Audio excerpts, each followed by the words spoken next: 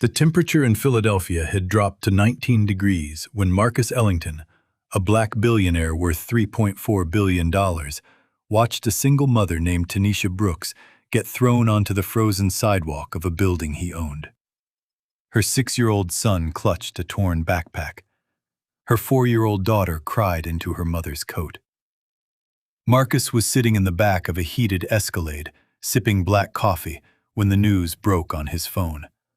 A viral video of the eviction, filmed by a neighbor, already at 2 million views. The building in the footage carried his company's logo. The eviction order carried his signature stamp. And the woman shivering on that sidewalk had written him 3 letters begging for mercy. Letters his automated system had marked resolved, without a single human ever reading them. Marcus set down his coffee. He looked at his driver, and he said 4 words that would unravel his entire empire. Turn the car around. Marcus Ellington had built Ellington Heritage Properties from the ground up. 41 years old, son of a Detroit auto worker and a school teacher, he was the first black CEO in America to own more than 14,000 residential units across 7 major cities. Forbes had called him the quiet giant of urban real estate. The Wall Street Journal had called him a rare black voice in a white boardroom. His mother, Della Ellington, before she passed, had called him something else entirely. She had called him a man who forgot where the porch started. Marcus had never forgotten his roots. He simply believed he had outgrown them. His father, Willie Ellington, had spent 37 years bolting doors onto Ford Explorers before dying of a heart attack in a rented duplex on the east side of Detroit. Willie had never owned a home. Willie had never owned a car that ran without a prayer. Willie had told his son, only once, on a summer evening in 1998, "Marcus, don't ever be the man who takes the roof off somebody's head. There's a special hell reserved for landlords who forget they used to be tenants." Marcus had built his empire 20 years later, and he had convinced himself he was different. He wasn't a slumlord. He wasn't a predator. He was a professional. His buildings were managed by a firm called Cornerstone Residential Group, a company Marcus had personally chosen because their metrics were the best in the industry. Cornerstone handled every eviction, every lease, every complaint. Marcus signed the checks. Marcus attended the galas. Marcus never, in 11 years, actually walked into one of his own buildings. That morning in Philadelphia, that was about to change. The video was 37 seconds long.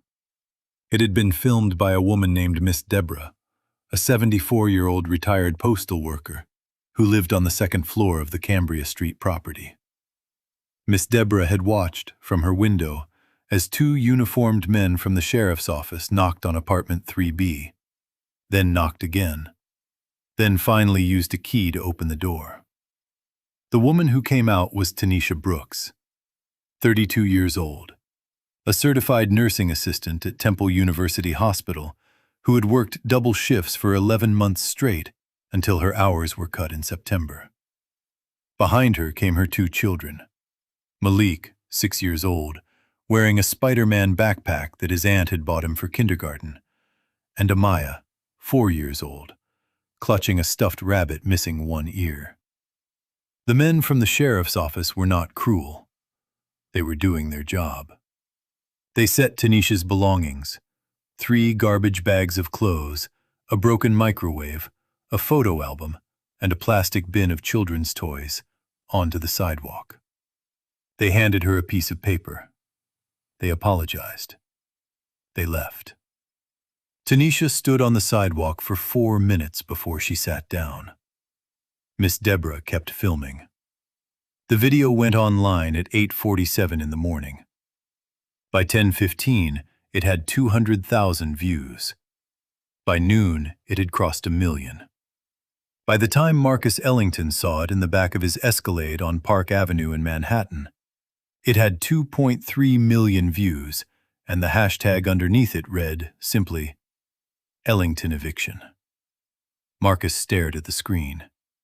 He recognized the logo on the eviction notice. He recognized the address. He recognized the building. Because 6 years ago, when he had purchased the Cambria Street property from a foreclosure auction, the realtor had sent him a photograph of the front door. He had never seen anything else. "Turn the car around," he said. His driver, a man named Reggie who had worked for Marcus for 9 years, glanced in the rearview mirror. "Sir?" "Cancel the meetings. All of them.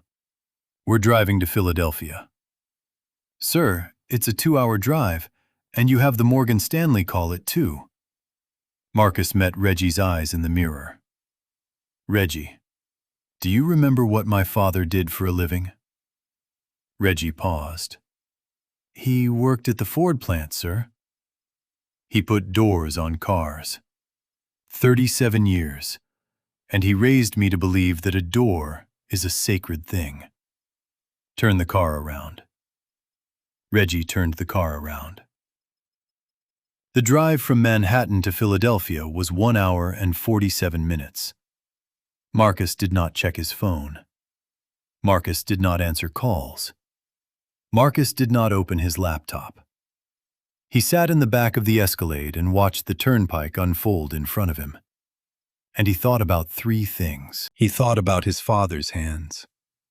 Willie Ellington had hands the size of dinner plates, and by the end of his life, those hands were so cracked from factory chemicals that his skin looked like a dry riverbed.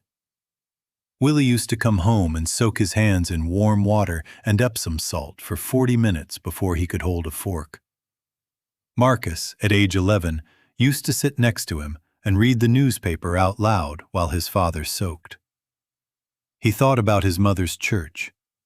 Della Ellington had been a member of Second Baptist for 46 years. Every Sunday she wore a hat. Every Sunday she put $20 in the collection plate. Every Sunday she came home and cooked collard greens and cornbread for anyone in the neighborhood who was hungry. Della had believed that a house without an open door was not a home. Marcus had inherited her Bible, and it sat on his desk in the Ellington Tower penthouse, unopened, for 6 years. He thought about the woman on the sidewalk. He did not know her name yet. He did not know she had worked 11 months of double shifts. He did not know her son's name was Malik or her daughter's name was Amaya. He did not know she had written him 3 letters. But he knew, watching that Escalade eat the miles between New York and Philadelphia, that he had failed her. He had built an empire on a promise he had made to his father, and somewhere along the way, he had traded that promise for a spreadsheet. The exit sign for Philadelphia appeared. Marcus rolled down the window. The cold air hit his face. He inhaled. "Reggie," he said, "take me to Cambria Street." The building on Cambria Street had been beautiful once. In 1974, when a Polish immigrant named Anton Kowalski had built it, the brownstone facade had been polished, the wrought iron railings had been painted, and the marble steps at the entrance had been swept every morning at 6 a.m. In 2026, when Marcus Ellington's Escalade pulled up to the curb, the brownstone was crumbling. The wrought iron was rusted. The marble steps were cracked and stained with what looked like decades of neglect. The front door had a plywood panel where a window used to be. The buzzer system was held together with electrical tape. Marcus stepped out of the Escalade. He was wearing a charcoal Brioni suit that cost more than most of the tenants inside made in a year. He looked up at the building. He looked at the pile of Tanisha Brooks' belongings still sitting on the sidewalk, now covered with a thin layer of snow. A voice called out from the second-floor window. Baby, you lost? Marcus looked up. An older black woman was leaning out of a window, wearing a house dress and a purple headscarf. She was holding a cell phone. She was, Marcus realized, the same woman who had filmed the video. "Are you Miss Deborah?" Marcus asked. The woman narrowed her eyes. "Who's asking?" "My name is Marcus Ellington. I own this building." There was a long pause. Miss Deborah slowly lowered her phone. She looked at him the way a person looks at a snake that has just spoken English. "Come up, then," she said. "Third floor. Don't touch the railing on the second landing. It's loose. And boy, take off that watch before you come in here. Some of these hallways ain't safe for a watch like that." Marcus took off his watch. He put it in his pocket. He walked up the stairs. Miss Deborah's apartment was small and warm.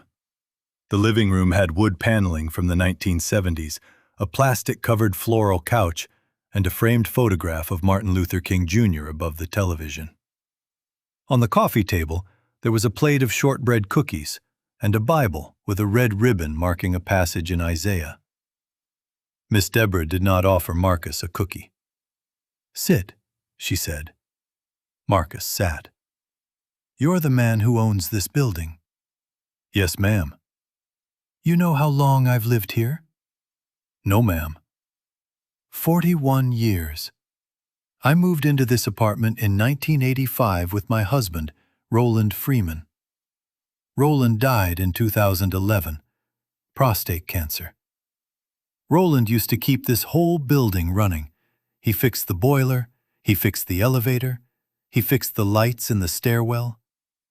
When Roland died, this building started dying too. You know when it really started dying? When? 6 years ago, when you bought it. Marcus said nothing. "I sent letters," Miss Deborah continued. "I sent 7 letters to Cornerstone Residential. I sent them by certified mail. I have the receipts. I told them the elevator was broken. I told them Miss Ruthie in 2A had mold in her ceiling. I told them the front door lock was broken. I told them the boiler in the basement was making a sound like a dying cat. You know what Cornerstone said?" "No."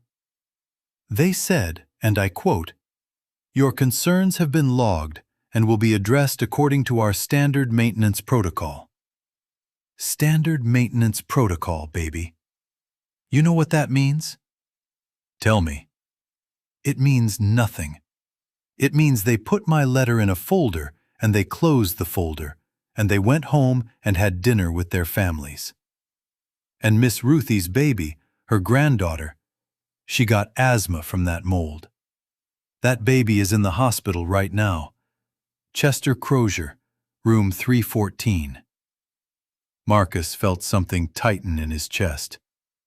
"Miss Deborah, Don't you Miss Deborah me. I'm not done." Marcus closed his mouth. "Tanisha Brooks," Miss Deborah said. "That woman worked harder than any woman I have ever known in my 74 years on this earth. She worked 11 months straight, double shifts, at Temple. Her mama passed last April. Cancer. Tanisha took 2 weeks off to bury her, and when she came back, the hospital had cut her hours. She fell behind on rent. 3 months. 3 months, baby. She sent your company 3 letters begging for a payment plan. You know what your company said? Tell me. They said, and I quote, "Payment plans are not offered for tenants more than 60 days delinquent per Ellington Heritage Policy." Ellington Heritage Policy, baby. Your policy. Your name. Your signature. Marcus stared at his hands. "That baby out there on the sidewalk," Miss Deborah said. "Her name is Amaya. She is 4 years old. She has a stuffed rabbit missing one ear. She calls it Mr. Bunny. She asked her mama this morning if they were going camping. Do you understand what I'm telling you? Yes. No, you don't. You don't understand a single thing yet. But you will.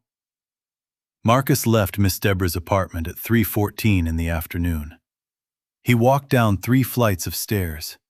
He walked past the broken buzzer, the plywood window, and the pile of belongings on the sidewalk. Reggie was waiting by the escalade. "Sir?" Reggie asked. "Where to?" "Find her," Marcus said. "The woman from the video. Tanisha Brooks. Find her right now." Reggie made 3 phone calls. The first was to Marcus's chief of security, a former FBI agent named Curtis Whitfield. The second was to a private investigator in Philadelphia who owed Curtis a favor.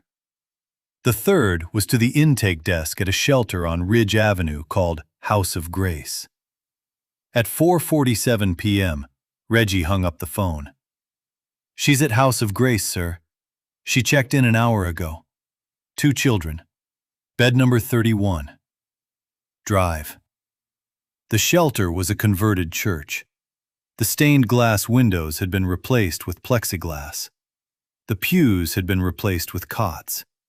The altar had been replaced with a folding table where a woman with a clipboard was checking in a family of 5. The room smelled like industrial soap and hot soup. Marcus walked in. He was still wearing the charcoal Brioni suit. The woman with the clipboard looked up. "Sir, can I help you?" "I'm here to see Tanisha Brooks." The woman looked him up and down. "Are you family?" "No." "Are you her attorney?" "No." "Are you a social worker?" "No." "Then, sir, I'm going to have to ask you to leave. We have a strict privacy policy." Marcus took a slow breath. He looked around the room. He saw a black woman in her 30s sitting on a cot in the back, her arms around 2 small children. A boy with a Spider-Man backpack, a girl with a stuffed rabbit. He met her eyes across the room. She recognized him. Not because she had ever met him, she hadn't, but because she had seen his face on the eviction notice, on the letterhead, on the automated emails that had told her that her concerns had been resolved. Tanisha Brooks stood up. She walked across the shelter. She stopped 3 feet from Marcus Ellington. "You," she said. "Miss Brooks. You have some kind of nerve." "I know." "You have some kind of nerve walking in here in that suit." "I know." "Say what you came to say, and then get out." Marcus took a breath. Everyone in the shelter was watching. The woman with the clipboard, the other tenants. A pastor in the corner, holding a styrofoam cup of coffee. "I saw the video," Marcus said. "I saw your son ask if you were camping. I have not been able to close my eyes since. I am not here to apologize because an apology isn't worth anything to you right now. I am here because I owe you a debt, and I am going to pay it. Not because I'm a good man, I'm not. I'm here because I built a system that failed you, and I am the only person on earth who can fix it." Tanisha stared at him. "I don't want your charity," she said. "This isn't charity," Marcus said. "This is what was owed." Marcus did not take Tanisha back to Cambria Street. He did not take her to one of his other properties. He took her, along with Malik and Amaya, to the 4 Seasons Hotel on 19th Street. He rented a 2-bedroom suite. He paid for it in advance for 30 days. He handed Tanisha a black American Express card and told her that anything she needed, food, clothes, medicine, a hairdresser, a therapist, a movie for the kids, she could put on that card, no questions asked. Tanisha almost refused. She almost walked out. But Amaya was crying. Malik was hungry. And the shelter had a curfew of 9 p.m. and lights out at 10. She took the card. Marcus did not stay at the hotel. He took a separate room, 7 floors below, and at 11:14 p.m., he sat on the edge of the bed and called a woman named Nia Hargrove. Nia Hargrove was 38 years old, a Howard Law graduate, a former public defender in Baltimore, and the head of Ellington Heritage's legal department. She had been Marcus's attorney for 6 years. She was one of the smartest people he knew. She was also the person who, 4 years ago, had drafted the eviction policy that had put Tanisha Brooks on the sidewalk. Nia answered on the second ring. "Marcus, it's almost midnight." "Nia, I need you to fly to Philadelphia. Tonight. Right now." "Marcus." "I need you to bring 3 things. I need the full list of every eviction we have processed in the last 12 months. I need the contract with Cornerstone Residential. And I need a printed copy of the tenant complaint database. Every single complaint in the last 3 years that was marked resolved without a human ever calling the tenant back." There was a long silence on the other end of the line. "Marcus, are you okay?" "No." "What's happening?" "Nia, I'm about to blow up the company." Nia was quiet for a moment. "Give me 2 hours," she said. "I'll be there by 3 a.m. At 3:47 a.m., Marcus Ellington sat at a conference table on the mezzanine level of the Four Seasons Hotel, surrounded by 31 accordion folders. Nia Hargrove sat across from him.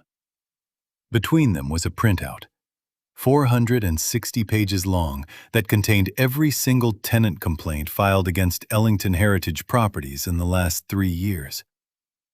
Marcus had spent the last 4 hours reading.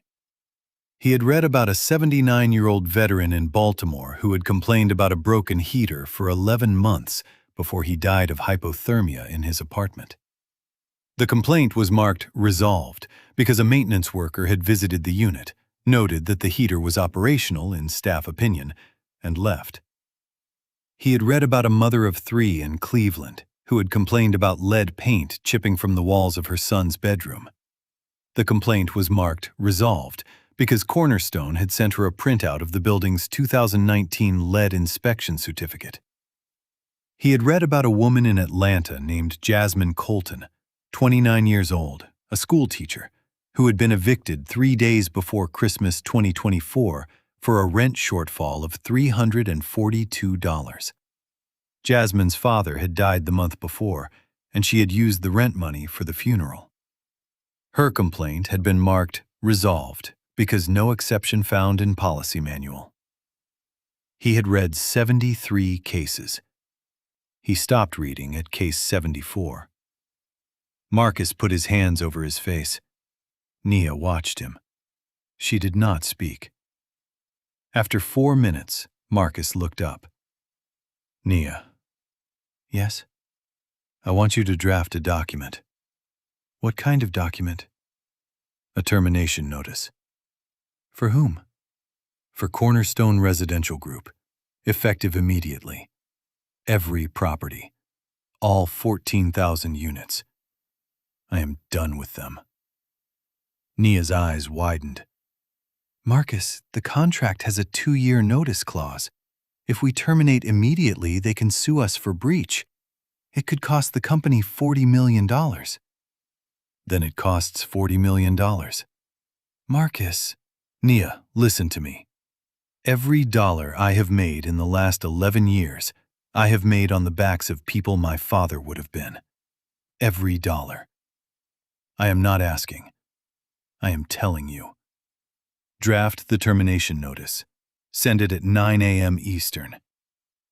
Nia looked at him for a long moment. Then she nodded. She opened her laptop and began to type. Marcus Ellington drove back to Manhattan the next morning. He did not sleep. He did not shower. He did not change his suit. He walked into the Ellington Heritage boardroom on the 42nd floor of Ellington Tower at 10:14 a.m., unshaven, exhausted, and holding a stack of paper. The board was already assembled. 7 men and 1 woman. The COO, a man named Chandler Reeves. The CFO, a man named Bradley Kim. The head of acquisitions, a man named Terrence Wolfe. The general counsel, a woman named Priya Menon. 3 outside directors from the private equity firm that owned 20% of the company. And Nia Hargrove, freshly off the train from Philadelphia, sitting in the corner with a coffee in her hand. Marcus dropped the stack of paper on the table. Gentlemen, Priya, this is a printout of the last 3 years of tenant complaints filed against our company. There are 147 documented cases of severe harm, including 2 deaths, that were marked resolved by our management partner without a single human intervention. As of 9 a.m. this morning, our contract with Cornerstone Residential has been terminated. I am announcing today a full restructuring of Ellington Heritage Properties. We are creating a new subsidiary, effective immediately, called Ellington Heritage Human Services. Every single one of our 14,000 units will be moved under this new subsidiary. Every eviction will require, in this order, 1. A certified letter delivered by hand by a human being. 2. A financial counseling session with a trained social worker. 3. A payment plan offer of a minimum of 6 months. 4. A review by a tenant advocate. And 5. A personal sign-off from me, Marcus Ellington, on every single eviction, on every single unit, until further notice. The room was silent. Chandler Reeves cleared his throat. Marcus, with respect, that is going to cost this company an enormous amount of money. Our margins will collapse. Our investors, Marcus interrupted, will read about this in the Wall Street Journal tomorrow morning, and they will make their own decisions. Bradley Kim leaned forward. Marcus, I have been your CFO for 8 years. I am telling you, as a friend, this decision will drop our EBITDA by at least 14% in the first year. Then it drops by 14%. Terrence Wolfe stood up. Marcus, I don't understand what happened. What happened? Marcus looked at him. A woman named Tanisha Brooks slept on a sidewalk 2 days before Thanksgiving because our system marked her 3 letters resolved without ever reading them. That's what happened. Now, are you all with me, or are you all going to resign? Nobody moved.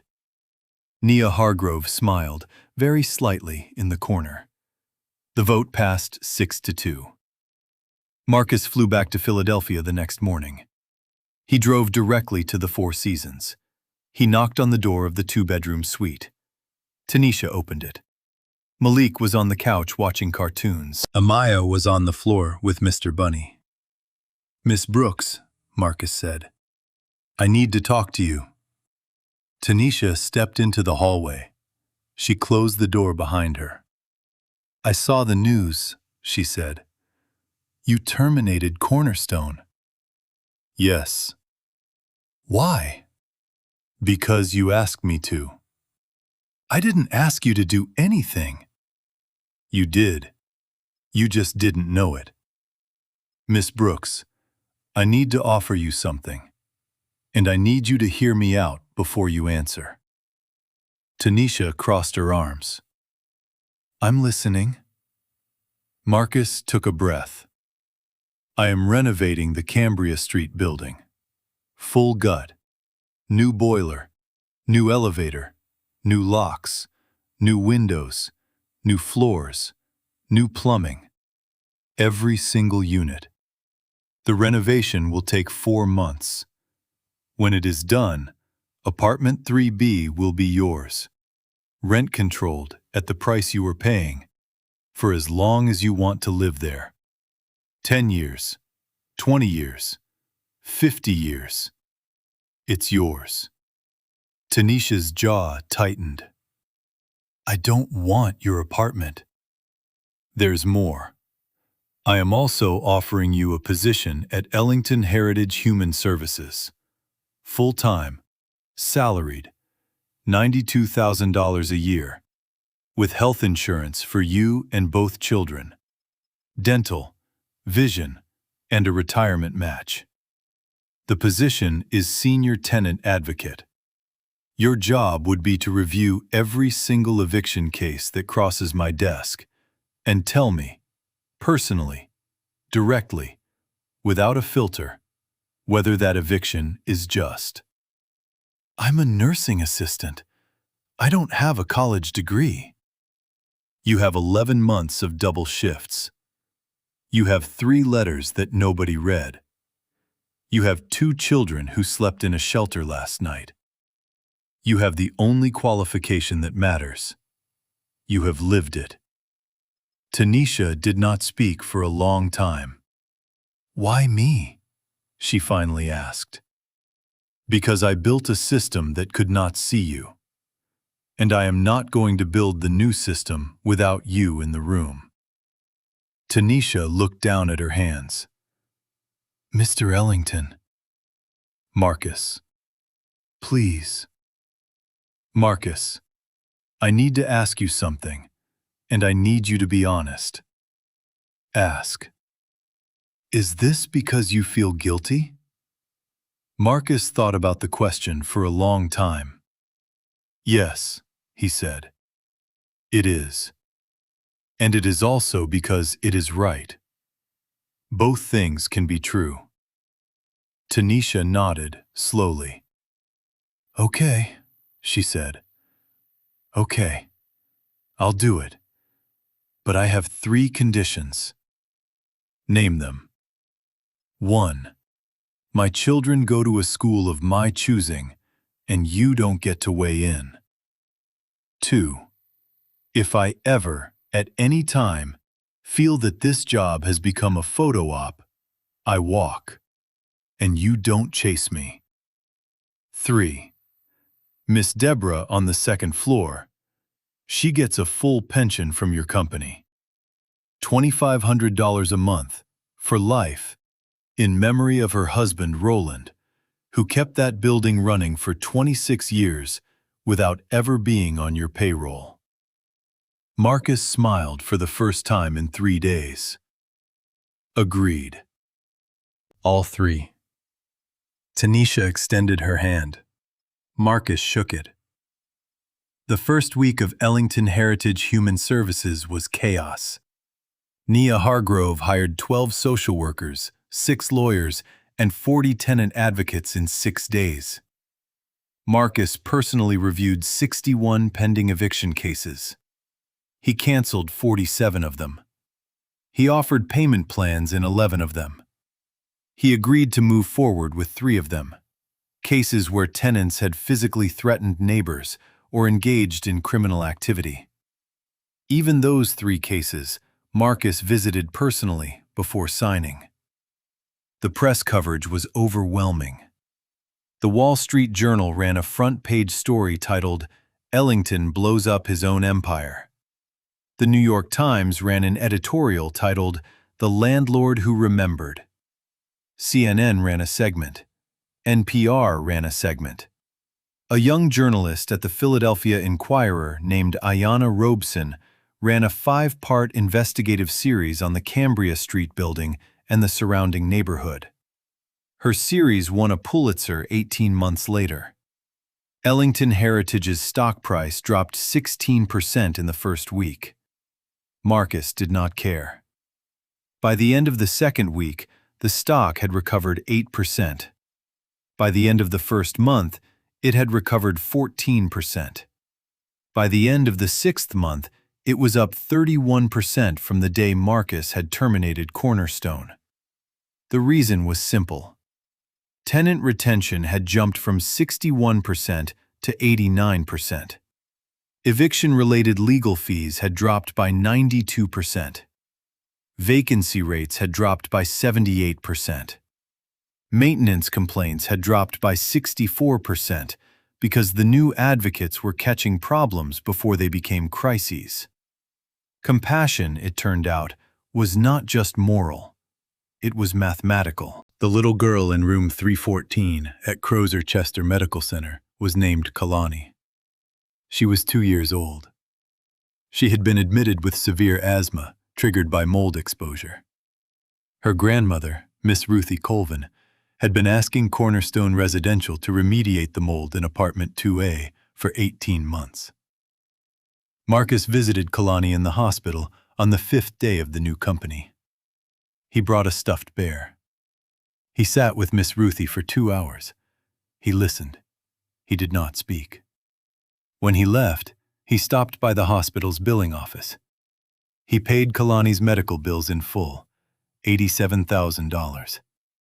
He set up a college fund for Kalani, $150,000, with the only stipulation that Miss Ruthie would be its sole trustee. He did not tell the press.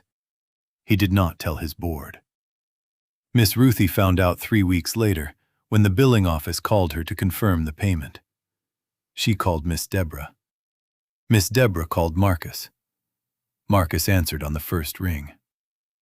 "Baby," Miss Deborah said, "you are your father's son after all." Marcus wept. He wept for a long time. Tanisha Brooks reported for her first day of work as senior tenant advocate on a Monday morning in the first week of January 2027.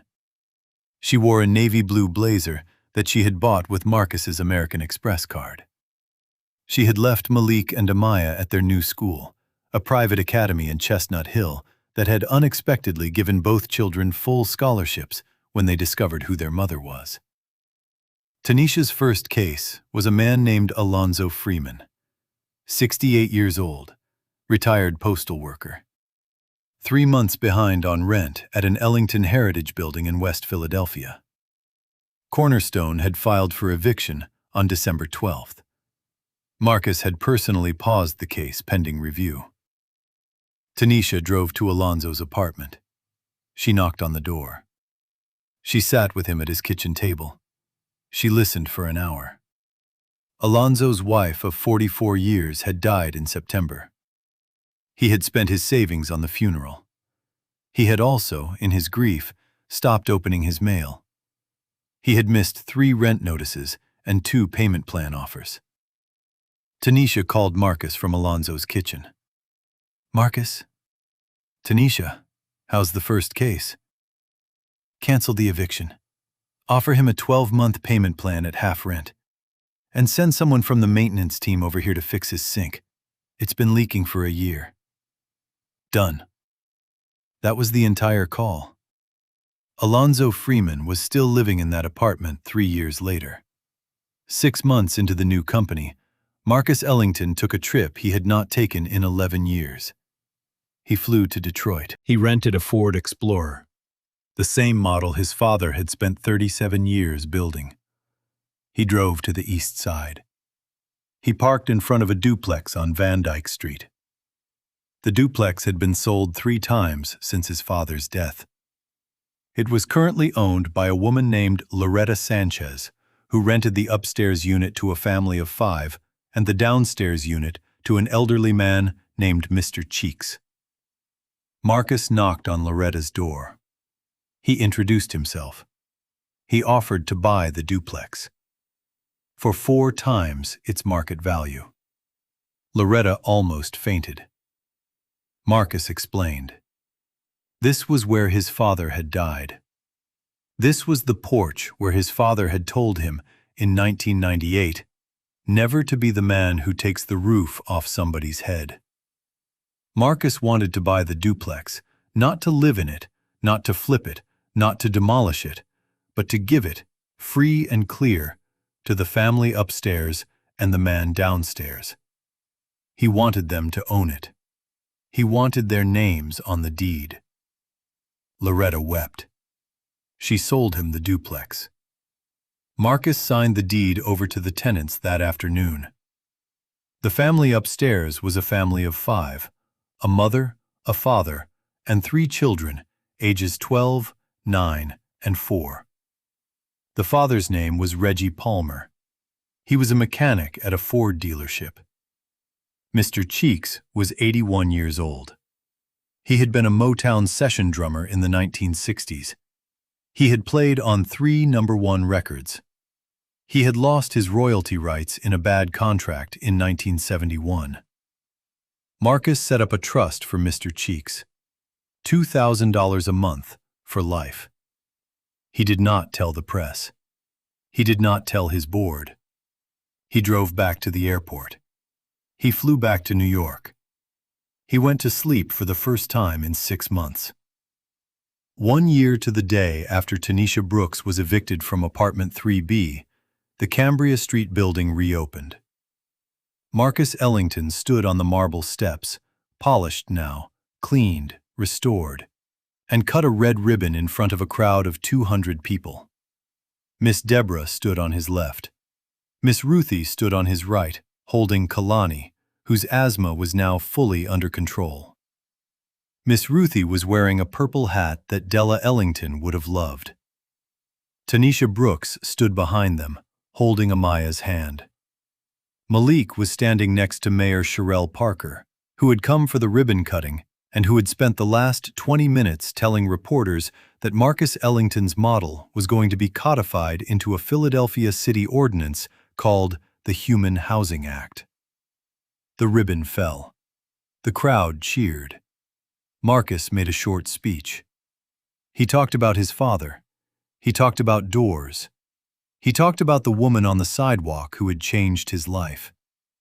He did not talk about numbers. He did not talk about EBITDA. He did not talk about ROI.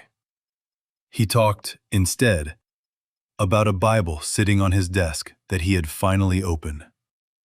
He read a single verse. Isaiah 58, verse 12, he said, "And they that shall be of thee shall build the old waste places. Thou shalt raise up the foundations of many generations, and thou shalt be called the repairer of the breach, the restorer of paths to dwell in." He folded the paper. He stepped down from the steps. He hugged Miss Deborah. He shook Tanisha's hand.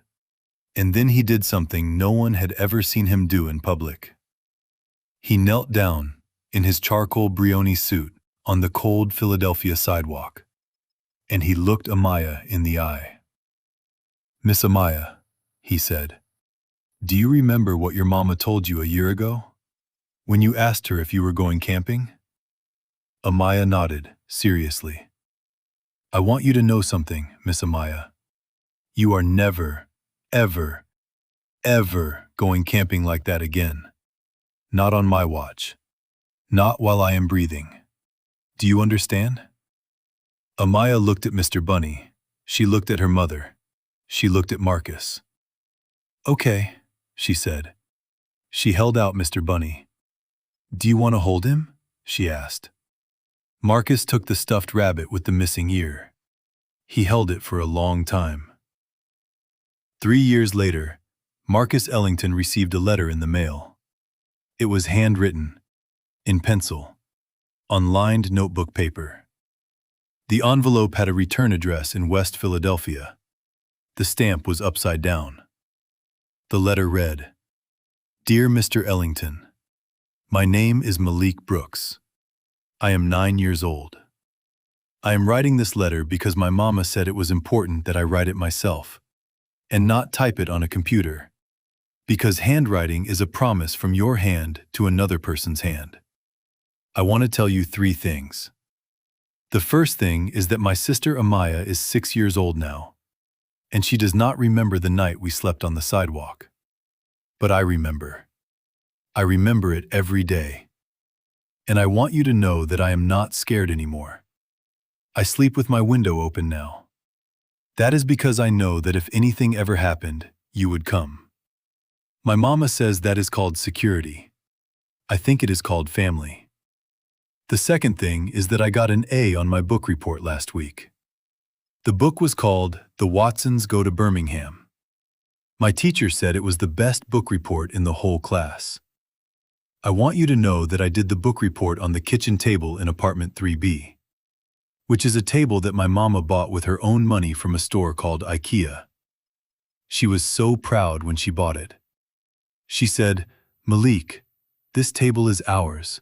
Nobody can take it away." That is because of you. The third thing is that Mr. Bunny is missing again. Amaya lost him at the park last Sunday. She cried for 3 hours. I want you to know that I have been looking for him every day after school. And if I don't find him by Friday, I am going to save up my allowance and buy her a new one. My allowance is $5 a week. A new stuffed rabbit is $14. That means I need 3 weeks. Amaya does not know this. Do not tell her. It is a surprise. Thank you for being a good man, Mr. Ellington. My mama says you were not always a good man. My mama says that people can change. I did not believe her at first. I believe her now. Sincerely, Malik Brooks, Apartment 3B, Cambria Street, Philadelphia.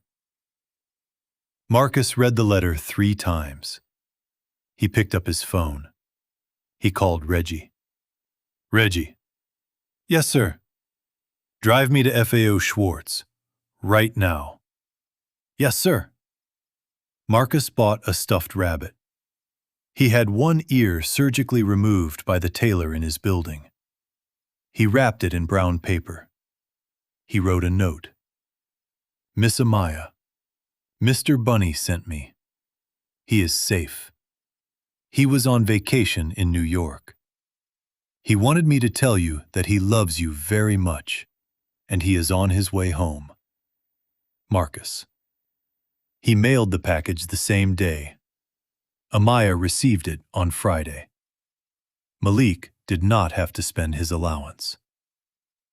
5 years after Tanisha Brooks was evicted from Apartment 3B, the Ellington model, as it had come to be known, had been adopted by 17 states, 411 municipalities, and 162 major landlords across the United States. The Ellington model was simple. Before any eviction could proceed, 5 conditions had to be met. 1. A certified letter hand-delivered by a human being. 2. A financial counseling session with a trained social worker. 3. A payment plan offer of at least 6 months. 4. A review by an independent tenant advocate.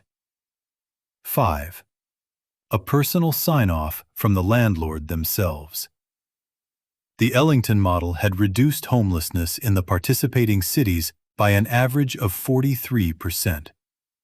It had reduced children in foster care due to housing instability by 57%. It had increased tenant retention in participating properties by an average of 31%. It had increased net operating income in those same properties by an average of 19%. Compassion, once again, was mathematical. Marcus Ellington testified before the United States Senate in the spring of 2031. He spoke for 42 minutes. He did not use notes. He talked about his father. He talked about Willie Ellington's cracked hands. He talked about a stuffed rabbit missing one ear. He talked about a woman on a sidewalk who had asked her son if he wanted to go camping. At the end of his testimony, Senator Cory Booker asked him a question. Mr. Ellington, in your view, what is the single greatest lesson you have learned in the last 5 years? Marcus thought about the question for a long moment. Senator, he said, my father used to tell me that a door is a sacred thing. I did not understand him for 41 years. I understand him now. A door is not a barrier. A door is a promise. It says, on the other side of this, you are safe. On the other side of this, you are home. Every landlord in America holds the keys to thousands of those promises. We have forgotten that. We have to remember. The Senate chamber was silent. Senator Booker nodded. The hearing was adjourned. Marcus Ellington drove to Detroit one last time in the summer of 2032. He was 50 years old now. His hair had gone gray at the temples. He wore a lighter suit, cream linen instead of charcoal wool. He drove himself. Reggie had retired the year before with a full pension and a lake house in the Poconos that Marcus had bought him as a retirement gift. Marcus parked in front of the duplex on Van Dyke Street. Reggie Palmer, the mechanic, was on the porch drinking a beer. His 3 children were older now. The oldest was in college at Michigan State on an academic scholarship. Mr. Cheeks had passed peacefully 2 years earlier, and his portion of the duplex had been converted into a music studio for the neighborhood kids, funded by a grant from Ellington Heritage. Reggie Palmer waved. Marcus waved back. He did not go inside. He did not need to. He walked to the corner of the porch, where his father Willie had once told him in the summer of 1998 that there was a special hell reserved for landlords who forgot they used to be tenants. He sat down on the porch. He looked out at the street. He whispered to nobody in particular, "Daddy, I remembered." The Detroit sun set over Van Dyke Street. Marcus Ellington sat on the porch for a long time. He did not cry. He did not need to. Tanisha Brooks became the CEO of Ellington Heritage Human Services in the year 2034. Marcus stepped back to the role of chairman. He spent most of his time now writing a book. It was called The Repairer of the Breach. It sold 400,000 copies in the first 6 months. Every dollar of the royalties went to Ellington Heritage Human Services. Malik Brooks graduated from Central High School in 2035. He was accepted to Morehouse College. Marcus paid his tuition. Malik studied urban planning. He wrote his senior thesis on the Ellington model. Amaya Brooks became a poet. Her first book, published when she was 19 years old, was titled Camping. The title poem was about a night on a sidewalk.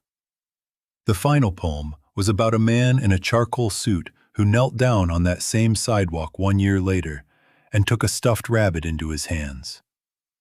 Miss Deborah lived to be 94 years old.